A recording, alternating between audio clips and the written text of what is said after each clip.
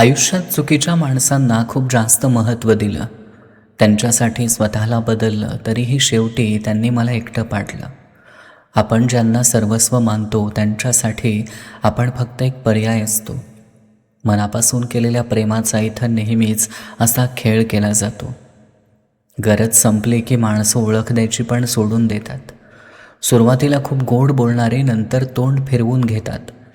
आपण मात्र वेड्यासारखा त्यांचाच विचार करत राहतो, पण ते मात्र आपल्या भावनांशी खेळून निघून जातात.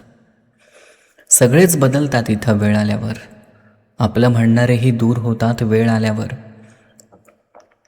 ज्यांना आपण जीवापाड जपतो मनापासून तेच आधी हात सोडतात वेळ आल्यावर.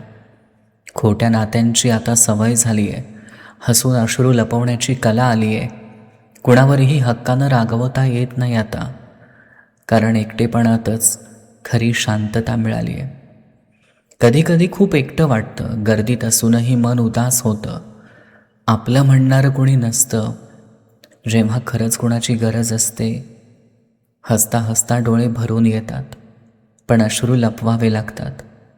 इथं समजून घेणारं कुणी नाही. सगळे फक्त चुका शोधत असतात. चूक माझीच होती.